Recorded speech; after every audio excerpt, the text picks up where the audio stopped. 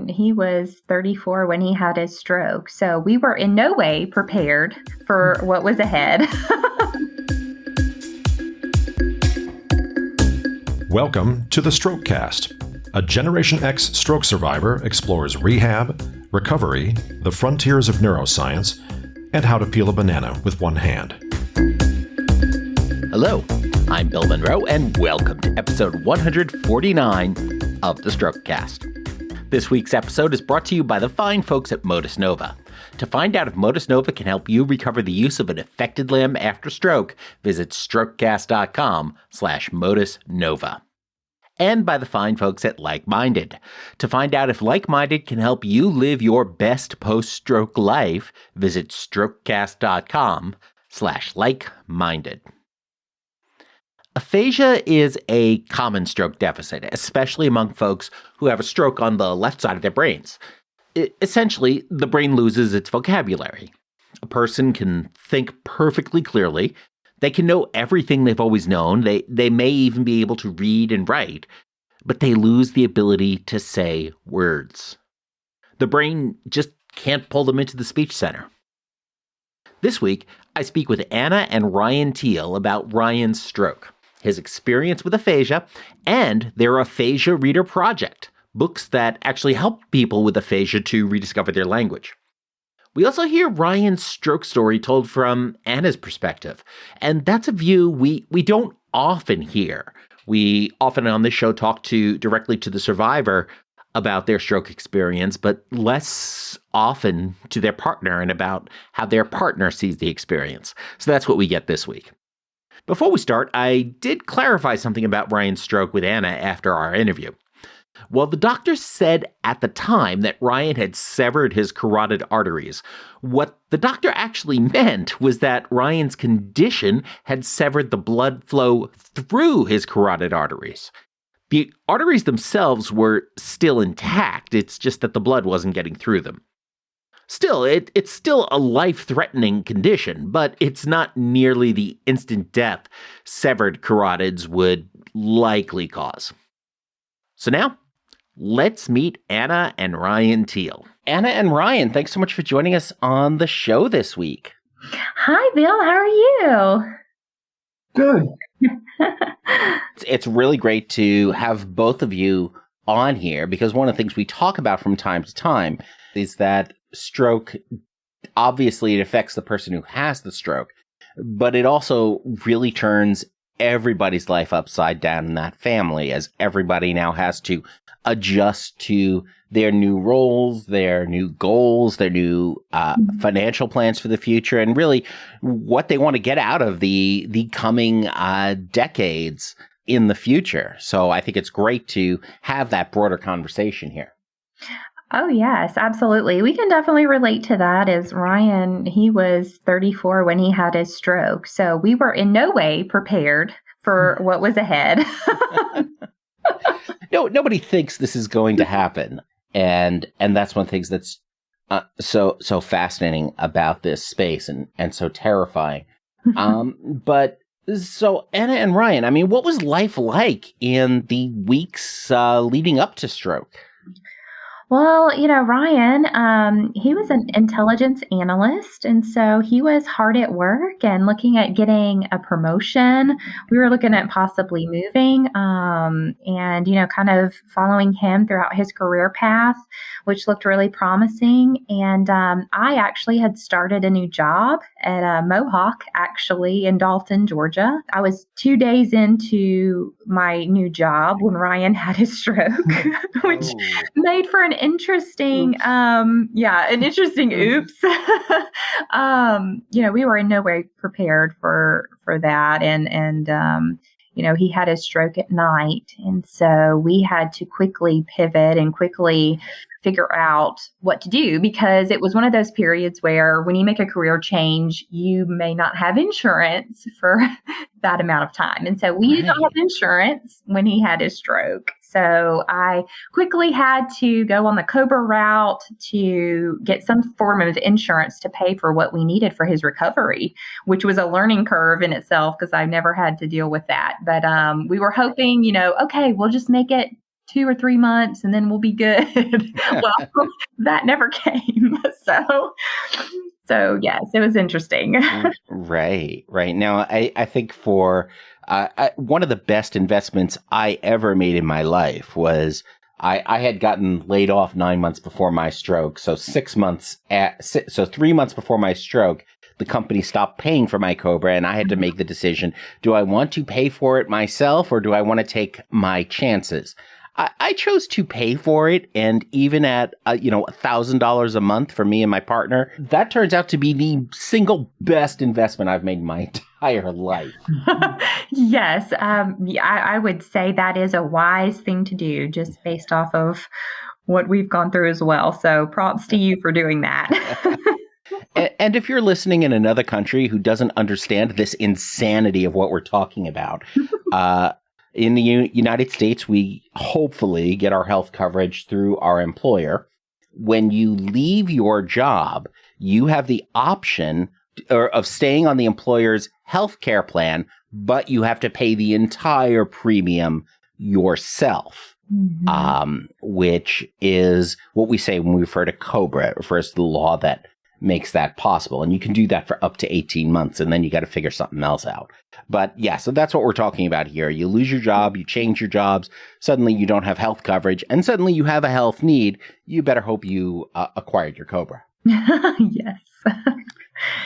So you said, so Ryan had his stroke at night. What happened with that stroke? How did that manifest, and what did that night look like? Well, it was kind of a, semi-normal night.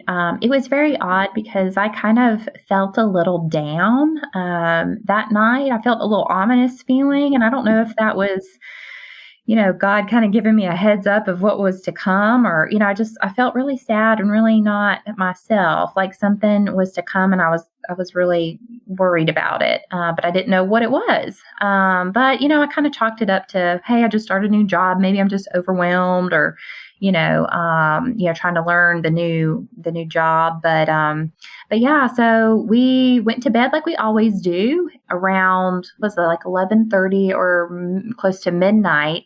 Ryan fell out of the bed. And thank God that he did, because I would have never known that something was wrong.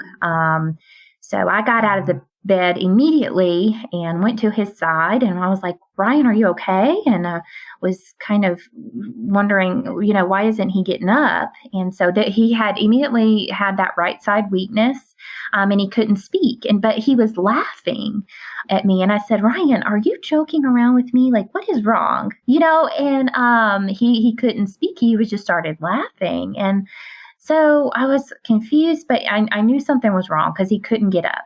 I tried to help him get up. He couldn't get up. And at that time, we weren't really that knowledgeable about stroke or any of, the signs, or fast or any of that. So I immediately called 911, got the ambulance there, and took him immediately to get the care that he needed. But Ryan, we found out later, had a really rare condition called Eagle syndrome.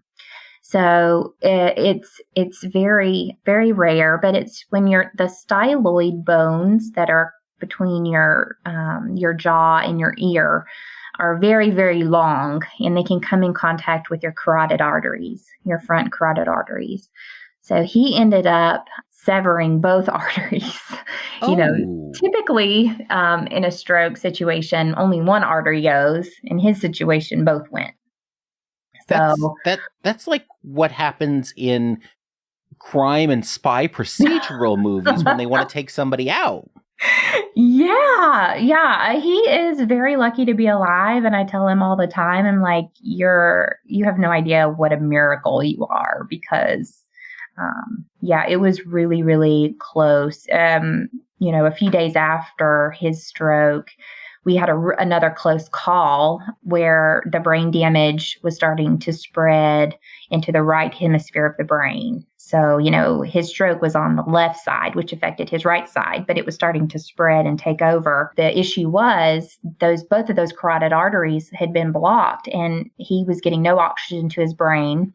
So the doctors came in, and, they were like, listen, we have this situation where he's going to be a vegetable if we don't try to go in and open that artery. And I said, oh my gosh. I said, well, we got to do what we got to do. And I just started to freak out. As a caregiver and a wife, I'm like, okay, I can't lose him. He's my everything. Do what you got to do. So, I remember having a moment with the surgeon before they took Ryan back. And I just said, what are the chances of him surviving this? And he said, very slim. He said, 4% chance that this will work. And I said, oh dear, I just broke down and started crying. And I said, I'm just going to have to pray, I'm just going to have to pray about it. And so they took him back and I just started praying in the waiting room. This was about 11 o'clock at night. There was nobody but our family in the waiting room. And I started praying. I said, God, I can't lose him. You got to do something, a miracle. I started praying for a sign because I started to get really down and out. And I said, God, just send me a sign. It's what they call putting the fleece out. I said, I just need a sign that everything's going to be okay. And not 5 minutes after I prayed that prayer, a beautiful African-American woman came up to me. And this was late at night. Like nobody was really in the hospital. She came out of nowhere, came straight to me. And she looked me dead in the eye and she said, Anna, she didn't know my name. She said, I know you're going through a hard time, but God told me to tell you it's going to be okay. Like everything is going to be okay. And I immediately broke down and I started hugging this stranger. And so we had like a moment in the waiting room, between two total strangers. It's so crazy. And we started praying together and she was with us for a good amount of time until the doctor came in and he said, I don't know what happened, but Ryan's artery, it opened up and we didn't have to do surgery. And so I just immediately was just like, wow, that had to be a miracle. And he was like, we don't really know how to explain it. Like it opened up, he's going to be able to heal and recover. And so, yeah, it was a quite fascinating story, but I will never forget that for the rest of my life. It was just amazing. Wow. Yeah. Was there any precipitating event for this Eagle syndrome to cut off those arteries that night? Or was this just something that was going to happen at some point in Ryan's life? Yeah, the doctor said that at some point he was like a ticking time bomb. They said it's better that it happened at an early stage rather than later on in life so he could recover. He did have the flu a few weeks prior to that. We think maybe that with the coughing and all of that may have pushed up the timeline a little bit. Between the coughing and the swelling and changes in the sinuses and just everything that's going on. Yeah. Just can sort of disrupt the whole system. Right. Yeah. Did they end up having to do any surgical intervention? No, they didn't. From that point forward, he was able to heal and he was fine. So we just put him through rehab and we were so blessed to be able to be at the Shepherd Center in Atlanta, which is just one of the best facilities. Like if you're young and you're suffered a stroke, like that's where you want to be because they have the like top-notch care programs for inpatient and outpatient. And Ryan, he did all of those. That's great. I think former Miss Wheelchair USA, Marcia Schmidt, actually went through her stroke rehab at the Shepherd Center as well. Oh, wow. That's awesome. Yeah, a lot of people have. They're just kind of world renowned. And we have nothing but good things to say. We feel so blessed to be there, to have been there because, yeah, we received top-notch care. So what was that then inpatient rehab process like? I'm guessing a lot of speech and a lot of PT and a lot of OT. Oh, absolutely. I was, as a caregiver, not knowing how things go, I was worried that it might be too overwhelming for him. When we had gotten to the Shepherd Center, because they were like, we're going to flood his schedule, like from day in, we're going to do PT, OT, speech, getting him moving, getting him mobile. But they wasted no time getting him back and getting him to practice his speech. And they were great. So it was a lot. He was there for maybe a month and a half. And yeah, so I went and, our family, thank goodness we had a schedule where we could be there with him, or someone was with him most of the time during the day. We were there cheering him on the whole time. I know when I was in rehab, they scheduled me for like 3 hours a day of therapy. And I'm thinking, wow, I am going to get so much reading done. But you just end up so tired, and it takes so much energy because doing that work of healing requires so much sleep and so much energy. Yes, it really does. And, neuro fatigue is something that's super real. Ryan was a bit of a machine. He didn't really have a lot of neuro fatigue, but some of the friends that we've met throughout our journey have had that. And so we've seen how, they can struggle with, really intense schedules. But Ryan's been blessed as he was hungry for rehab and he was able to do it. And one thing he didn't like was the food, to say, at the Shepherd Center. No knock on them, but he had to learn how to eat again. And that was a challenge for him because everything was pureed, even the meat. And so I had to actually get creative and break out A1 sauce to put on the pureed meat to get him to eat, because he was like, there's no way I'm not eating that. And I'm like, Ryan, you have to, in order to get up the levels of, it gets like the food gets more solid as you go up. You have to be able to eat all of, your food. And so we had to get creative to get him to eat, but he was not a fan. In my experience with the food was that it was, for the most part, it was astoundingly adequate. Although the cooking staff kept leaving bay leaves in my lentil soup, but so obviously that certainly wasn't the favorite part. But is there a favorite memory from rehab? A favorite memory, or a favorite moment that you may recall, Ryan? What is a favorite moment, Ryan, from rehab? Friends. Yeah. Yeah, I think we've had Mac. We've been so lucky, to have our friends come and visit and be really supportive and be there with Ryan throughout. Even his friends from high school, he has a really good group of friends that were very involved in his recovery and there for him. And it really helped make it a little easier and a more comforting to just get through it, when they're behind him. But he has one specific instance where it was St. Patty's Day and his friends brought in fun little glasses and beads and things and, just kind of celebrated in his room. He's a Notre Dame fan, so he's all about the Irish. So that was a fun day. In the hospital, did they take away the beer on St. Patrick's Day? No. Yeah, there was no beer, but we did what we could to celebrate, within the rules. So the rehab is, of course, very intense type of thing. You're learning all that stuff, going through that inpatient experience. When it was time to leave the inpatient experience at the Shepherd Center, what kind of deficits were you living with when inpatient time was over?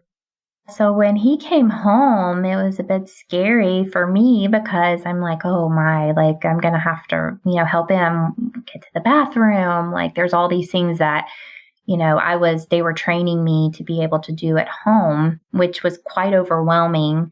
But yeah, when we got him home, I was very regimented. And so I developed kind of a schedule to keep everything on track and with his meds. And, that can be overwhelming too, because they send you home with so many meds and the way they kind of break everything out is kind of hard to keep up with. So I had to make my own schedule about, okay, I give him this much at this time. And, those little plastic containers helped a lot too for Monday, to keep up your days and time. Well, let me tell you, my pill organizer, that is my daily calendar. I don't know what day it is until I look at, which day is empty and which day is full.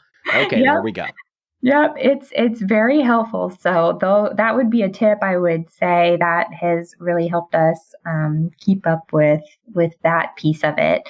Um, but yeah, they were very good about preparing us as to what to expect when you get home. And, and after a day or two and then after a week, it got a little bit easier, because we started to get into a good rhythm. And one thing they didn't tell us, because we did go to outpatient, so we went to the Shepherd Center outpatient center. They did not warn us that if you have a traumatic brain injury, that when riding in a car, you may be prone to throw up.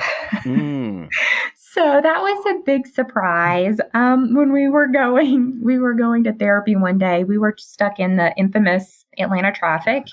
I so happened to have a bag that I had packed a lunch for us. Ryan started to get sick, and I was like, oh God, what am I going to do? You're scrambling for do we have a bag? What do we have? So I threw out the sandwich, and he's just puking, and we're in Atlanta traffic, and I'm crying because I don't know what to do. And I'm like, oh my God, is he okay? And he's just sort of repacking the lunch bag. Yes, totally.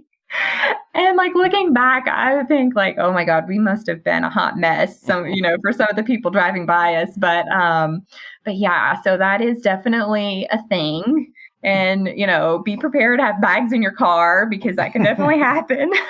Mm-hmm. So, yeah, so that we did have a few learning curves like that throughout the process, but, we feel like we did pretty good, considering. Well, it's amazing the things you discover that you just, in a hospital context, you would just not encounter it or just not even think to be aware of that. I mean, I think that's one of those things that happens too, is that as people progress in their recovery, sometimes they feel like they're backsliding when they encounter something new they haven't been able to do. But I think what often happens is you try to do new things as you get new capabilities back, and you just encounter then new things that you can't do yet that you just never thought to test before, like riding in a car. Yes. Yes. So it happens.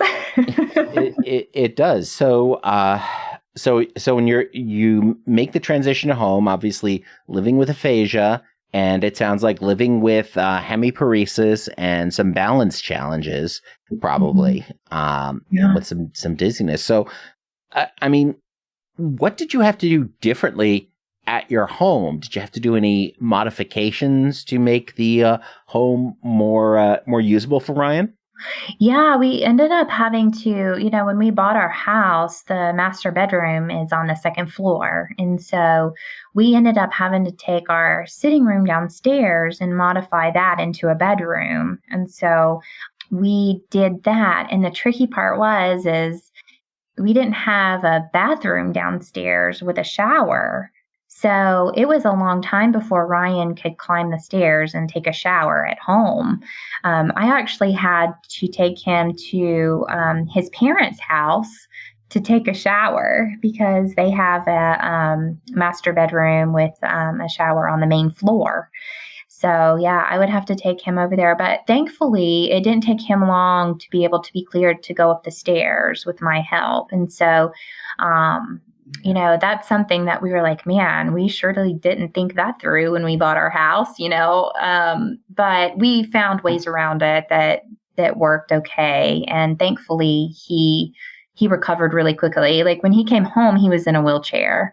But he was really determined to get up and walk and to do that. So he did that fairly quickly. Living with aphasia has got to be just incredibly frustrating, just having all of those thoughts and all of those experiences that you want to share, but are just not able to vocalize them. So with that aphasia then, did it also affect writing or understanding speech or reading? With Ryan, his stroke hit the center of his speech, area of his brain. So he's still able to read at 100%, thankfully. So we validate with, texting and, writing. He can write. He has a little bit of trouble. He gets things a little flip-flopped here and there. And he did have severe comprehension issues just right after his stroke. He couldn't really understand anything we were saying. But after, some therapy and even the intense therapy that we did at the University of Michigan, the UMAP clinic, he made huge gains. So that got better. That got a lot better over the course of that first year. But then the speaking part, has been bad. He has a severe case of aphasia. He can say one words here and there, functional phrases that we practice, he can say, but we're working on expanding the vocabulary and kind of, adding more phrases that are useful to him.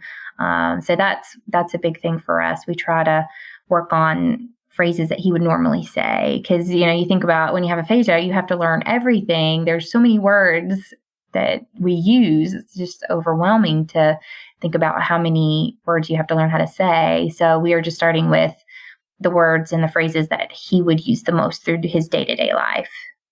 One of the key things it sounds like though, Ryan, is that you're at least able to laugh at my jokes, and really that's really what matters. Yes. Yeah. So what was the experience like at that clinic that you went to? Is that University of Michigan, you said? Oh, yes. They were phenomenal. We are so glad we did that. We went up for a month. So we kind of put life on hold for a month to go up there. So we stayed in a hotel and we did intensive speech therapy. So Ryan did 4 to 5 hours a day, 5 days a week for a month, just intensive speech therapy, worked with a variety of SLPs in their clinic. And, he did music therapy. He did all kinds of things that could help him, talk again. And he made tremendous gains there. And we've made great friends with them. They're great people. They care deeply about helping people with aphasia speak again, and they just get it, and that's nice to be around people who just get it. It's just comforting to have that network of people there to help and guide and, just help him get better. And at the same time, now you've taken on this other project of helping others with aphasia begin to recover some of their words to get access to that with your book series. So how did the book series come about? So with Ryan and also some of our friends in the Stroke and Aphasia Network, we all had a common kind of issue. Reading aloud can be a really great tool to help with, the sentence, like practicing sentences and certain words. But the only form of simple readers available are children's books. As you can imagine, it's very demeaning. And, while we made light of it and we had kind of a couple of laughs about reading some of the topics about toys and, a trip to grandma's house and things like that, I could tell Ryan really wanted something more relevant to him and that worked hard to help him regain his speech and practice reading aloud. I just had the idea. I was like, what if we just develop a book that has illustrations and simple sentences and functional phrases that most people would want to use in their everyday life, kind of taking our approach and putting it into book form. After talking with some friends and family members, they were like, that's great. It just became really apparent that we needed to pursue this and needed to make it happen. And I was really shocked that there was nothing like this available for just any kind of simple readers, whether you have aphasia or, if you have literacy problems or things like that, just for adults. But it's been common in our experience. I don't know about yours, but, if you have any kind of disability, sometimes people may treat you a little bit like a child. And we want to break that stigma. And we want to have resources and tools that are very appropriate for adults. And I think that's just, our main purpose for aphasia readers in general is to kind of blaze that trail and to, make those resources available and make it affordable and accessible too. So just a supplementary book. So the book itself is comprised of 6 different themes that, are relevant to someone who's early on in the recovery process and full of, single syllables, 2-syllable words. They're very easy to pronounce and just functional phrases, like I mentioned, that they would use throughout their day. At the end of each section, there's a area that's intricate illustrations to help with writing practice. There's also customizable sections to help with, making it more personable to the reader. So we understand, if you've got a specific coffee order that you want to be able to practice, you can jot that down and practice it and, make it, relevant to you and help you be more independent in the community as well. So, and part of that is reducing the loneliness that people with aphasia so often feel. And that's the sad part for me as a wife and caregiver, seeing Ryan. He for a long time he just withdrew from friends and family, and so helping him be able to interact and feel confident and not shy to try to speak to someone or communicate with someone, that's so empowering and it's just so needed. He needs that support. So that's kind of what stemmed and what fostered the book is just all of those needs, and just making it affordable and accessible, because speech therapy can be very, very expensive. Yeah. And insurance doesn't often pay for it. So it's nice to have a supplementary tool like this to, practice with. And you can practice it every day, 1 or 2 sessions a day, or you can do just one, depending on your fatigue level, and we also tried to be very thoughtful about the design of the book. We created it with a spiral bound structure so you can keep it open. And, if you have a weakness in your right side, you're not gonna futz with it trying to keep it open or close or, we really tried to think of, all of the things that would make it easy and good for someone who wanted to practice it day in and day out, including like calming colors and, things like that. So we really tried to go overboard, with the thoughtfulness of the design of the book. With my own deficits, with having very limited use of my left arm and not being able to use my left hand for most of the last several years, reading books is super difficult to do one-handed. From holding a book open to turning the page, never anticipated just the physical handling of a book would be what makes reading difficult for me. Oh yes. Yeah. And we felt the same way. It is difficult. But thankfully, like with our book, you can put it on the table, it lays flat. You don't have to worry about, you can turn it with one hand. And so it's we tried to be very mindful of those things. Yeah, that's great. I also like how you talk about the coffee order there.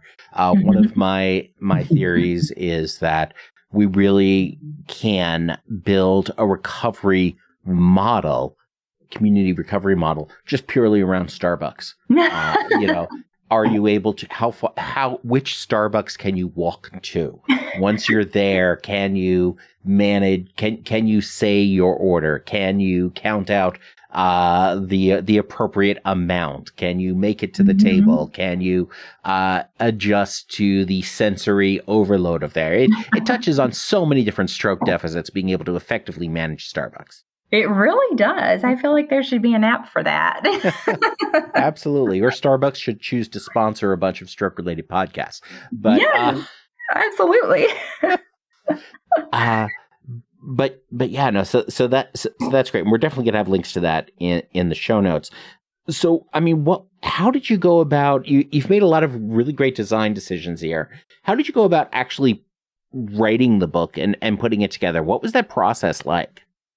So I wrote the book, and in tandem with the University of Michigan, the clinic that Ryan went to about 2 years ago, and so we've stayed in contact. And they were so kind as to give me feedback. Here's a good idea. You may want to incorporate this or that, and that was very helpful. But I knew I had in my mind, the 6 sessions already, and I wrote all of that out. And then, UMAP was, like I said, so helpful. They blessed it and they were like, this is great. And then we had to work on getting illustrations done, which was a process. So we went through 2 illustrators. The first one we worked with for a little bit, and then that didn't work out. But she worked out on the basic premise and layout and did some sketches. So we knew kind of what each page was going to look like, which was very helpful. And then we transitioned that to another illustrator that actually executed it. So that was a good process. We had a lot of learnings through that. And, we did the cover art through our publisher. We've had a great publisher. I just can't say enough good things about it. They're Book Logics out of Alpharetta.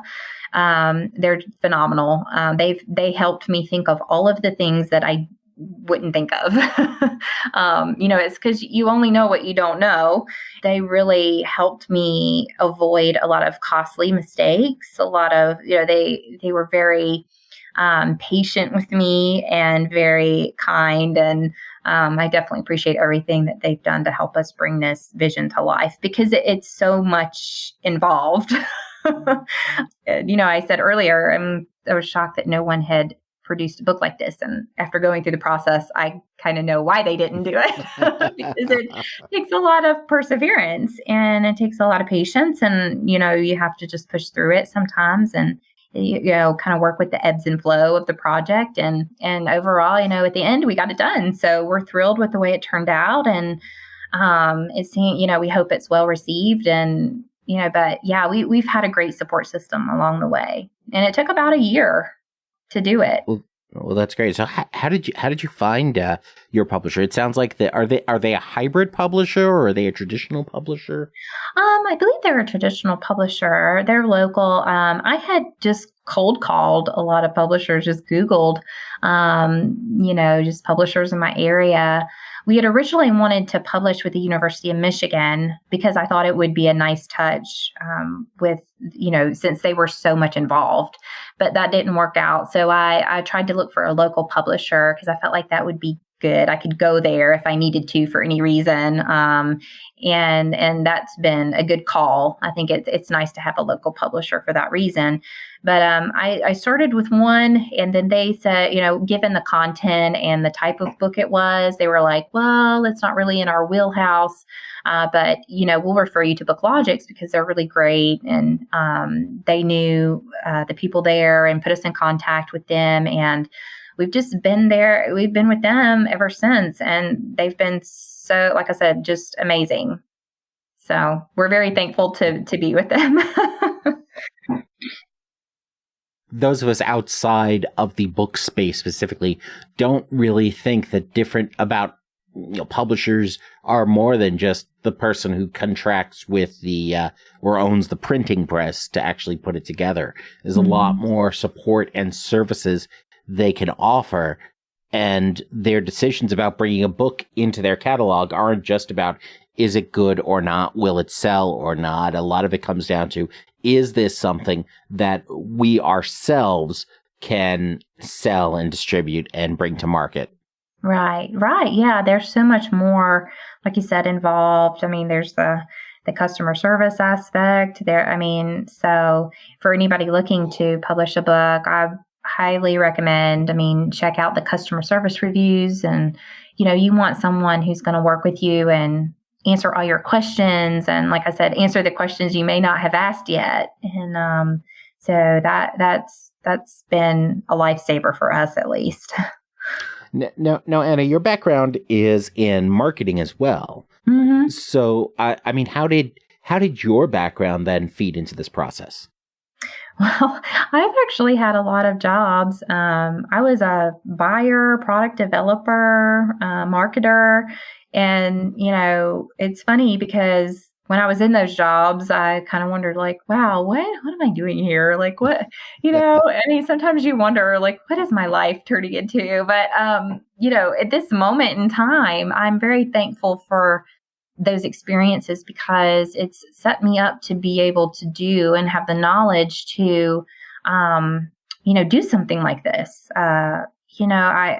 Just the development process in general, I was, it just helped.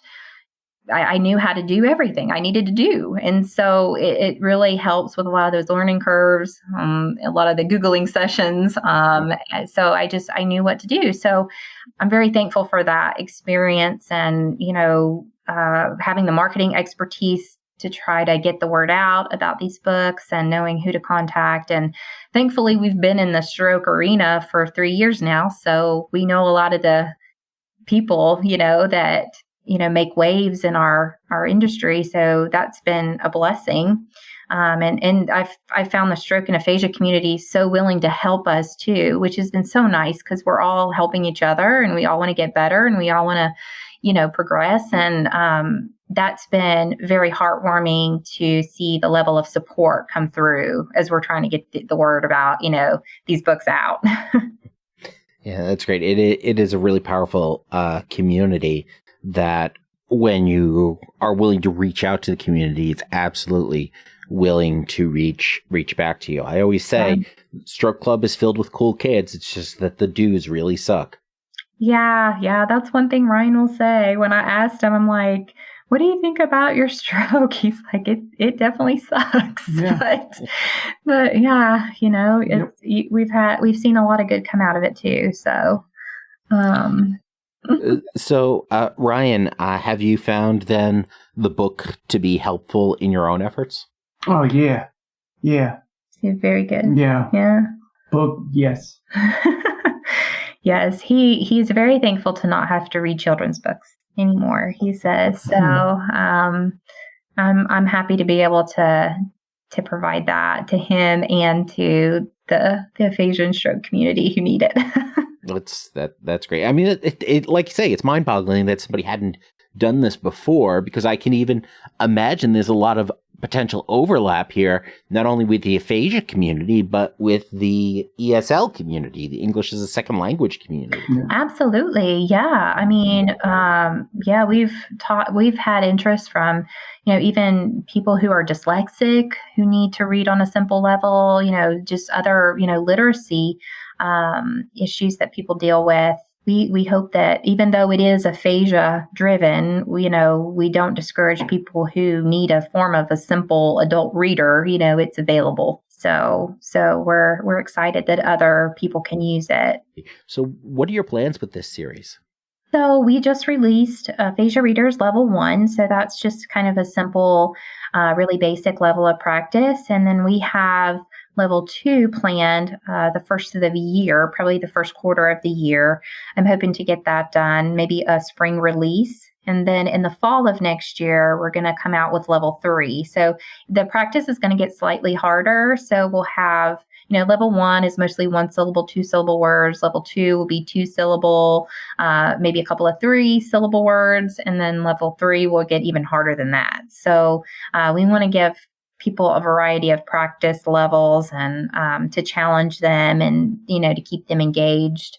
But we have 3 planned right now. And, we just want to have our ears and, eyes open for feedback, because we, any kind of feedback that the readers can give us for future books, we're happy to consider that. And we want to, further develop this with our stroke and aphasia community. So that's very important to us, is to have that feedback to make it a strong resource and work on so many different levels. So that's our plan, at least through next year. And that brings us to our hack of the week.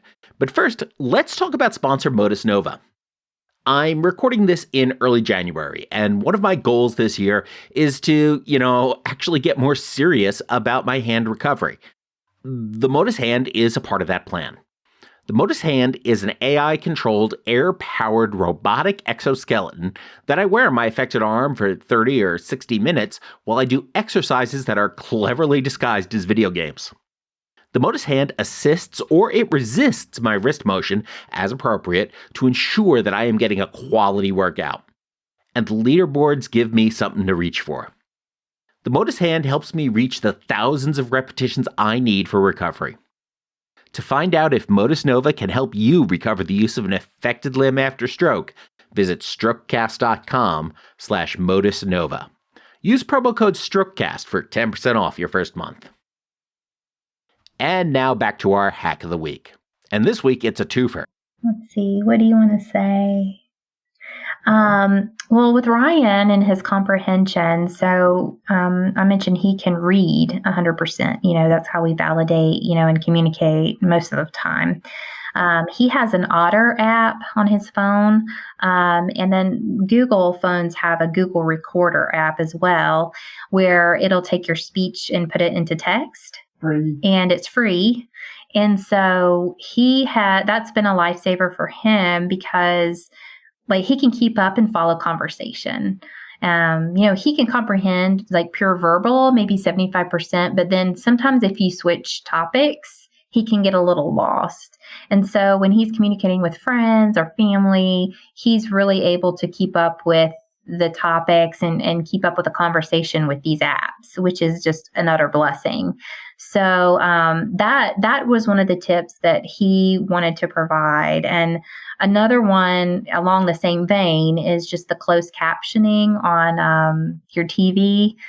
Sometimes that can really help validate and help you keep up if you're watching a movie or a TV show, or that's what he wanted to communicate as a tip for everyday life, I suppose.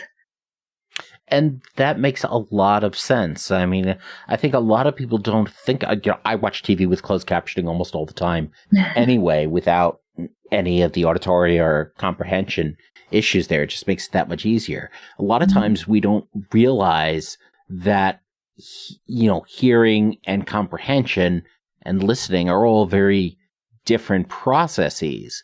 A lot of folks may be familiar with the experience of somebody says something and you don't quite understand what they said, so you ask them to repeat it, but before they start repeating it, suddenly you understand what they said.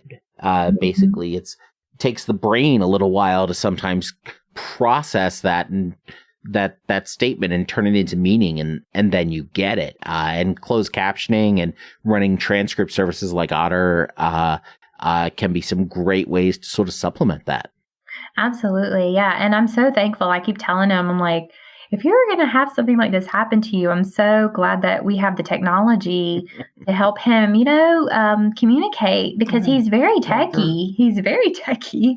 So, yeah. And so it helps him keep up with, with at doctor's visits, he can, follow the conversation and know what he's saying and communicate. And so it's a great, great, great tool. So. Absolutely. I remember I was sitting in an Uber on my way to an outpatient PT appointment at one time, tracking some stuff I had ordered on Amazon on my phone and thinking, wow, it would have really sucked to have had a stroke 10 years earlier. Oh, yeah. Yes. Oh, yeah. Yes. Oh, yes. Car. Yeah. Yeah, I know. So you've also done some stuff with taking advantage of your magnetic refrigerator. Yes. Yeah. So we, this is an idea that I had with Ryan because, as we mentioned earlier, with the loneliness, and the inner, it's just sad because you want the people you love, they're going through a hard time. You want them to feel less lonely and feel confident and communicate. So what we did was we created these fridge functional phrases. So, and their phrases developed around, certain time periods where, like the Thanksgiving holidays coming up or Easter or, any kind of like birthday party. or football. Yeah, Ryan loves sports, so he definitely had me create a couple for a few sporting events, like the Super Bowl. So he got a whole sheet about the Fighting Irish. Yes.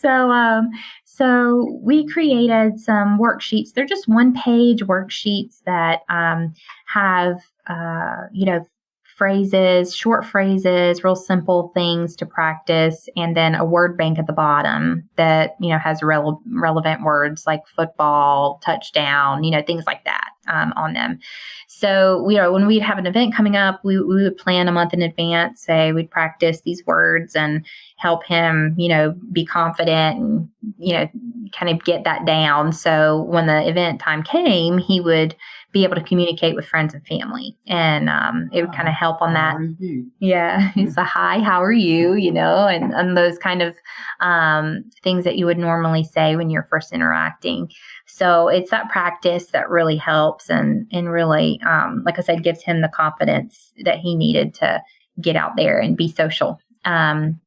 So we have evolved that idea and put it on our website. So it's at aphasiareaders.com. And so there's a bunch of them on there where you can go and access and download and print them and put them on your fridge. And we say fridge is because we struggled with finding the time to practice. And we felt that putting it on the fridge reminds us to practice, because whether you're getting a cup of water or, you're always at some point in or around the kitchen. So, so we felt like that was a good place to put it. So, so it just kind of evolved into this idea, and it's been well received. A lot of SLPs have said, "Oh, I really love this idea." And so we've taken a lot of feedback, and we'll probably add some more, as time passes, as we get more ideas and more feedback. So, but we think it's a great little tool, and it's easy, it's turnkey. Like I said, when I was early on in the stroke recovery, I had wished there was something like that I could just go print off and it'd just be easy and, done. So we tried to make it as simple and as easy as possible to use and not take up your printer ink. So try to be mindful on that level as well. The printer woes, that's a real thing. So that's kind of where that came from. And like I said, it's a nice free thing that you can do and take advantage of and practice with. And now I'm flashing back to the magnetic poetry rage of the 90s. Oh, yes. I mean, that's a great idea. And you start associating snacks with practice, and it sort of reinforces all of that. Anytime we can engage our higher level thinking and that low level lizard brain at the same time to work towards a common goal, I think we've really got something. Absolutely. Absolutely. Gives you excuses to, get a snack and go to the fridge and do all of those things. So, the big question, Ryan, then becomes, after all of this, like I say, you're about 3 years post-stroke now, still working to recover language, have been recovering some mobility, going through this huge life change and everything. Ultimately, was this stroke a blessing or a curse? Blessing. Yeah. He said a blessing. Yeah. He said it sucks, but it's a blessing, which I'm sure a lot of people have that same sentiment, but he said when I was talking to him earlier, he was like, it's better than death, he's very happy to be alive. So he's like, in that situation, it's a blessing for sure. Sure. So, and we've seen just so much good come from this, and we're just happy to you friends. Yeah, he said me friends. It's very good. So he's glad to have a good support system. That's great. Yeah. It's a sentiment I hear a lot. In my own perspective is that while I would love to have all of my deficits disappear tomorrow, I would not want to not have had this experience. Yeah. Yeah. Yeah, it helps you kind of put things into perspective,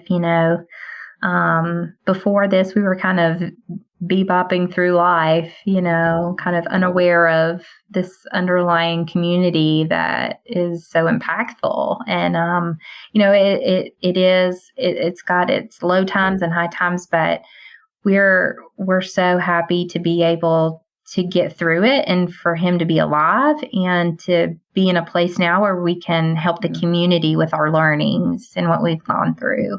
So I think that's kind of where we're at. And obviously, Anna, this impacts you too. And you talk about we a lot here, but how are you doing with all this? It's been a long 3 years, like I said, but I've been blessed, like I said, to have a good support system and, everything has worked out okay. Even with me losing my job early on, I was able to create my own business where before I may not have, because I was scared of little things. It's funny, it's like after you go through a traumatic event like that, you're like, okay, what's the worst that can happen? I've already been through the worst, so might as well give it a go, right? so,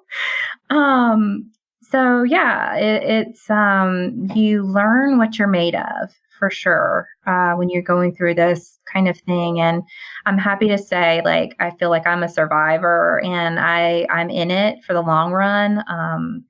There was a lot of people that told me, and I was really unaware that as a couple, going through such a traumatic event at such a young age, they said the divorce rates are 70%. And so, I'm happy to be able to stand by my husband and be there for him and not run away and to support him. And, I'm going to fight through it because, when I said my vows, I meant it, and I'm going to be there for him no matter what. So, because I would expect the same from him if what happened to him happened to me. So, it's a good feeling being kind of on the other side of it somewhat, to just say, okay, we've made it through, and we're just going to continue to stay strong. And, so yeah, I think I feel very blessed to have been through this experience and come out on the other end somewhat. Well, that is fantastic. If folks want to know more about you and what you're up to, where should they go?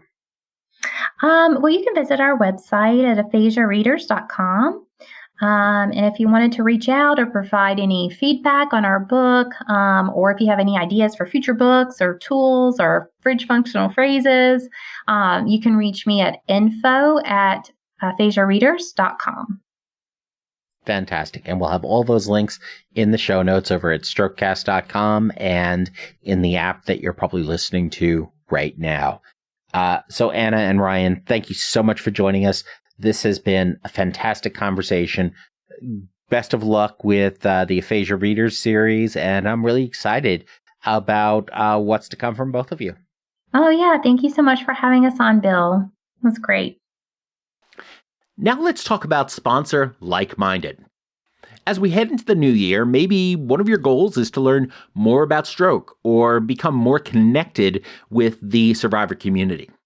Like Minded could be the program for you.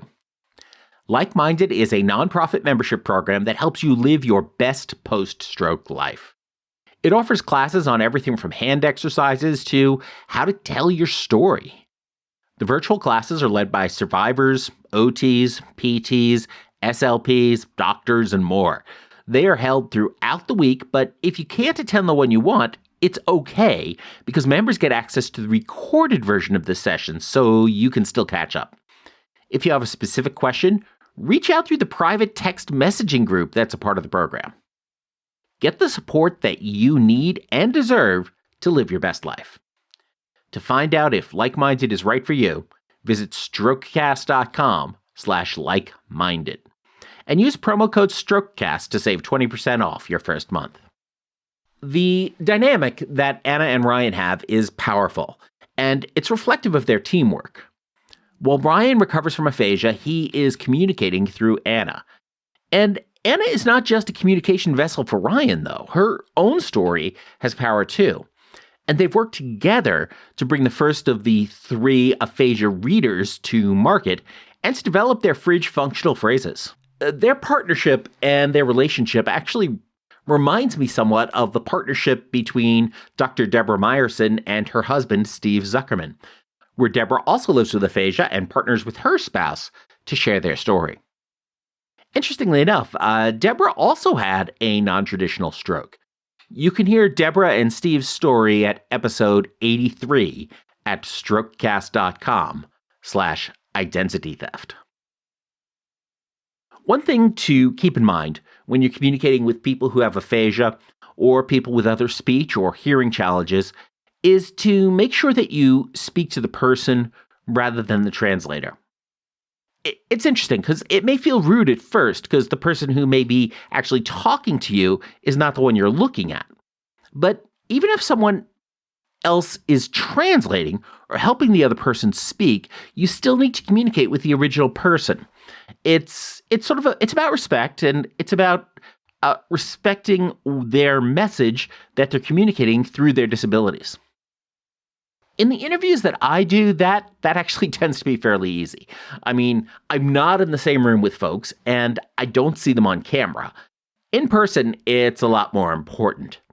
This is actually something I first had to learn many years ago in my pre-stroke days when I would be working at trade shows like CES or way back in the day at Comdex, PC Expo, and some of the education shows. It's that when you're talking with a customer who may come up with a translator, and they could have a translator either because they are hard of hearing and communicate through sign language, or maybe they are simply speaking a foreign language, a non-English language, is that I still want to make eye contact and talk to the person who may not speak my language. And the translator can then go ahead and translate that discussion. Because again, that's where the relationship is. Of course, in a situation where we're talking with folks like Anna and Ryan, Anna isn't just translating for Ryan. Anna is telling her story as well. So it's not quite the same thing. But it's still important when communicating with, for example, a couple in this case, to make sure that you don't just talk to the person who doesn't have a language challenge.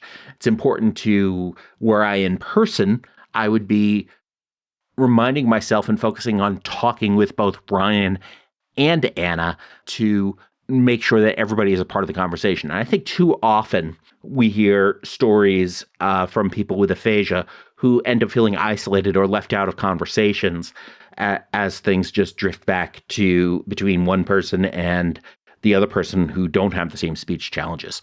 So the point is, when you're speaking with folks who have aphasia and folks who don't have aphasia and have that mixed company, make sure that you are including everybody in that conversation. Well, that's it for this week. Special thanks to neuro nerd Joe Borges for introducing me to the Teals. To learn more about Anna and Ryan's work, be sure to visit aphasiareaders.com or check out the links and show notes over at strokecast.com/aphasia readers or in the notes section of the app you're using to listen to this episode.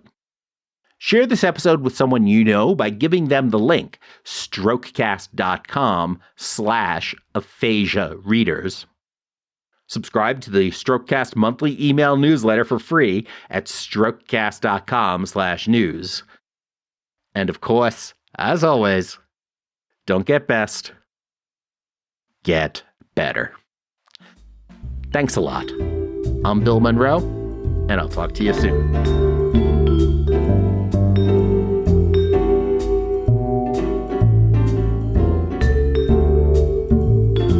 The Strokecast, Bill Monroe, and Bill's guests provide general information and entertainment, not medical advice. Please do not make any changes to your treatment plan or the execution of your treatment plan without first consulting your personal doctor or medical team. The Strokecast is a proud production of the Currently Speaking Podcast Network.